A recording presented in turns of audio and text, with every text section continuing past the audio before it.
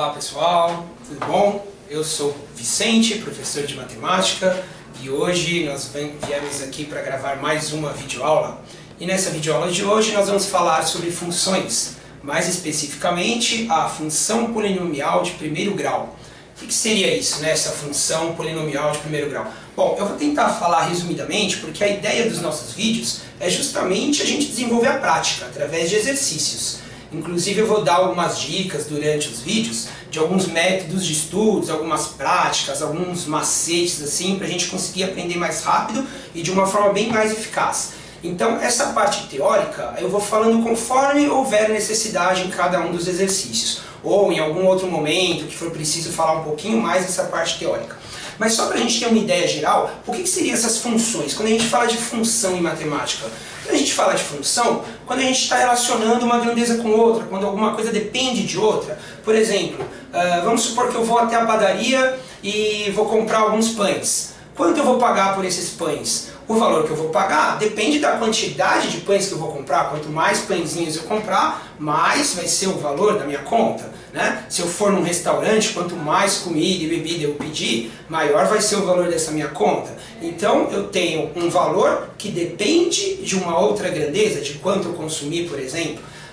Se você tem, por exemplo, em casa uma conta de luz, qual vai ser o valor da sua conta de luz? Ela depende do quê? Ela depende do consumo que você teve naquele mês. Então eu posso falar que o valor da sua conta de energia elétrica depende do seu consumo, então é função do consumo. Assim como a conta de água, o valor que você vai pagar de água é em função da quantidade de água que você gastou. E assim a gente tem milhares e milhares de exemplos no dia a dia, né? Então eu vou começar com um exemplo bem simples de um profissional que seja um vendedor, por exemplo. E vamos imaginar que esse vendedor ele ganha um salário fixo, né? Ele recebe um salário fixo, todo mês ele vai ganhar aquele fixo dele e mais uma comissão por aquilo que ele vender. Então vamos pegar um exemplo assim, bem genérico, um caso bem prático, um vendedor de laptops, por exemplo. Imagina que você é um vendedor de laptops, né, de computadores, e você tem um salário fixo de R$500 por mês. Então você tem aqui, por exemplo, um fixo de R$500 por mês, significa que se você não vender nada, pelo menos R$500 aquele mês você já ganhou.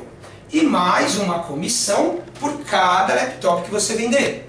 E vamos imaginar que esta comissão seja aí em torno de R$100 por cada laptop, por cada produto vendido. Então para cada laptop, por cada produto, ele ganha aí mais R$100, certo? E aí eu posso montar uma função que mostre para mim qual será o salário desse vendedor de acordo com o que ele consegue vender. Então vamos supor, é claro que se esse vendedor não vender nada, ele vai ganhar só R$500. Se ele vender um laptop, ele vai ganhar R$500, mais 100 de comissão por aquele laptop, já ganhou 600. Se ele vender dois, ele vai ganhar aqui 200 mais esses 500, né? Então ele já vendeu aí 2 laptops, vai ganhar R$700 de salário. E assim por diante. Mas pode ser que ele venda, sei lá, uns 80 laptops. Como é que eu vou saber qual vai ser o salário dele? Para isso a gente monta uma lei de formação dessa função. O que é essa lei de formação?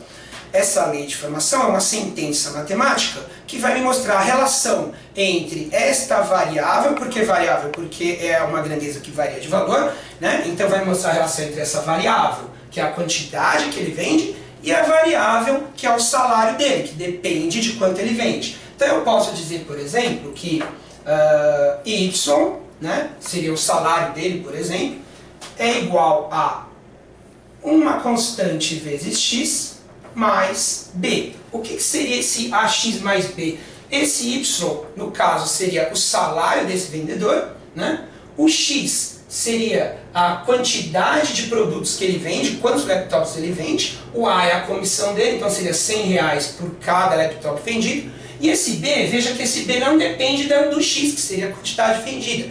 Esse b seria o valor fixo, né? Seria os R$500 nesse caso. Para esse exemplo, vamos usar uma notação um pouquinho mais simples aqui. Eu posso dizer aqui que S de salário vai ser igual ao fixo que ele ganha de R$500, mais, vamos colocar aqui, x vezes 100, ou simplesmente 100x, que seria R$100 para cada laptop vendido. Nesse caso, S é o salário e x é o número de laptops que ele vende. E aí eu posso fazer várias perguntas aí em função desta lei de formação, né? Desta função do número de laptops, em função, o salário dele em função do número de laptops que ele vende. Então, se eu perguntasse, por exemplo, assim, se ele não vender nenhum laptop, quanto ele ganha? Olha, reparem que nenhum, o X seria 0. 0 vezes 100 dá 0, sobra somente o 500, então ele só ganha o fixo dele de 500 reais. Agora, se ele conseguisse vender no mês 45 laptops, qual seria o salário dele? Vamos ver aqui. Se ele vendesse 45 laptops, o salário dele seria os 500 fixo, que ele já tem garantido, mais 45 laptops vezes 100.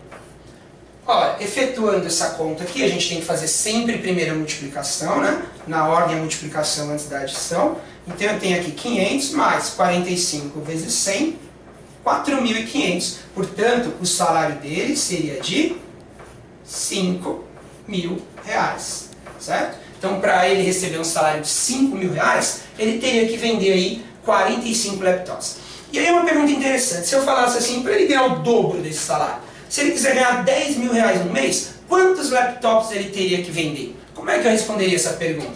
Através dessa mesma lei de formação. Só que agora, para que ele receba 10.000 reais, alguém pode pensar, se com 45 laptops ele ganha 5.000 reais, então para ganhar 10.000 ele tem que vender o dobro, tem que vender 90 laptops? Será que é isso? Eu acho que não, hein? Vamos conferir? Vamos lá. Se ele quisesse ganhar 5.000 reais, a função é essa, olha, 500 fixo, que seria esse Bzinho aqui, né, a parte que não depende do número de laptops, mais 100 vezes X, 100 vezes o número de laptops. Agora eu quero saber quantos laptops ele vai ganhar. Então a minha pergunta aqui, quem é? Quanto vale o X? A quantidade de laptops que ele vai vender. Quantos laptops ele vai vender para ganhar 10.000 reais? Então, no salário dele, eu vou substituir por 10.000 reais. Então, aqui ficaria 10.000 igual a 500 mais 100 vezes X. E aí eu tenho que resolver essa equação. Como é que eu resolvo essa equação? Vamos lá. Aqui eu tenho que isolar essa letra X. Na verdade, o correto é a gente dizer, eu tenho 500 aqui, eu vou subtrair 500 reais de cada lado, para manter a igualdade entre os dois membros. Então aqui eu vou ficar com 10.000 menos 500, 10.000 menos 500, igual a 100 vezes X. 100 vezes X. 10.000 menos 500, 9.500. E isso é igual a 100x. Dividindo os dois membros por 100 é simplesmente cortar esses zeros. Portanto, aqui ficou 95 igual a x, ou seja, x igual a 95 laptops. Reparem que eu não tenho que vender o dobro de laptops. O dobro seria 90. E aqui eu tenho que vender mais do que 90, eu tenho que vender 95. Por que será que deu essa diferença? Justamente por causa desse fixo aqui de 500 reais. Tá vendo? Então isso aqui pode ser uma pegadinha, num exercício teste, ele pode colocar lá, seria necessário 90 laptops. Não, seriam necessários 95 laptops. Tudo bem? Então isso é um exemplo simples de uma função aí de primeiro grau, né? Uma função de primeiro grau é sempre desse tipo, um número vezes uma variável, essa variável a gente chama de variável independente, porque independe de qualquer outra coisa, ele pode vender 10 laptops, 45, 95, ele pode vender 200 laptops, né? E esta variável y, que a gente também pode chamar nesse caso de f de x, porque é função de x, ela é chamada de variável dependente. Por que dependente? Porque ela depende do valor do x, certo? Conforme eu vario o x, varia o y. Então y depende de x, por isso variável dependente. Tudo bem? Então, este é um primeiro exemplo.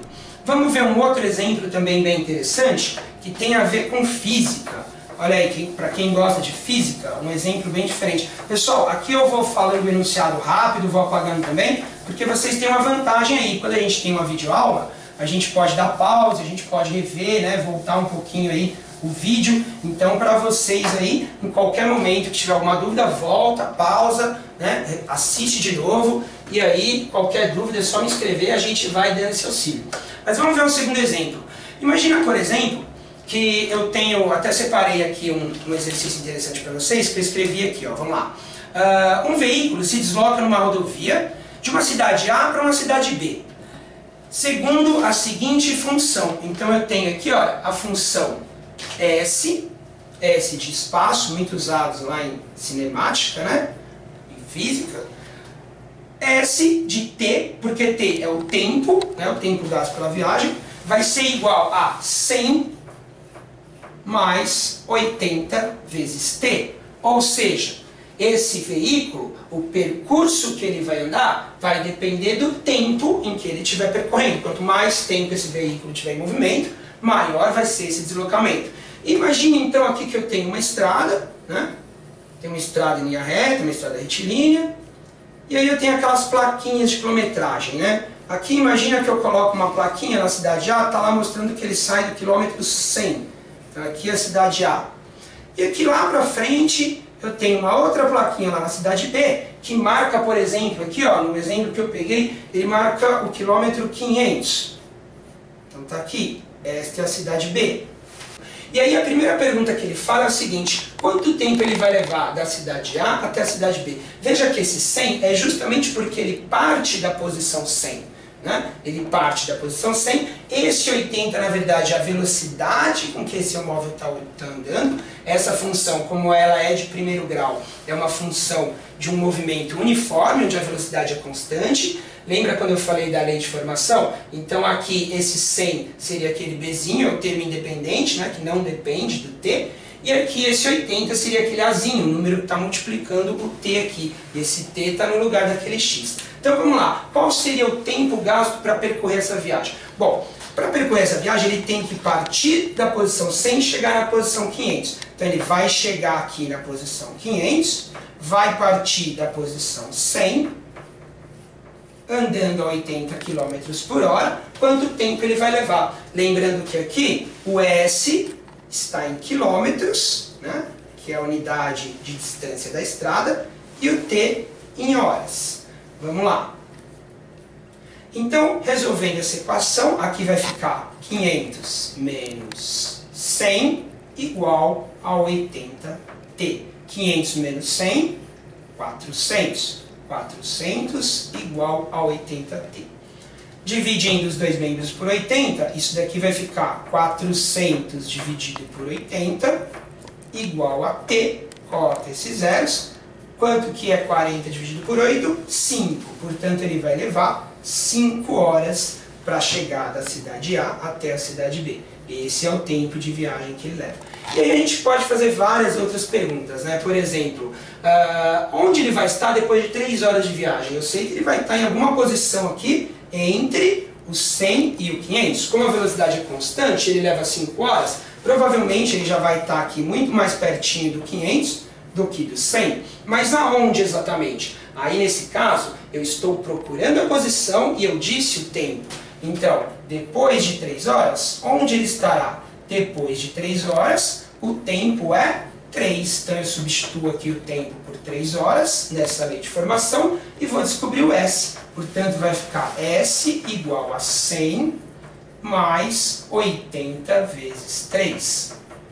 A posição vai ser 100 mais 80 vezes 3, 240. Portanto, aqui, 100 mais 240, 340. Essa é a posição onde ele vai estar depois de 3 horas. Reparem que aqui realmente ele está bem mais pertinho aqui do 500 do que do 100. Né?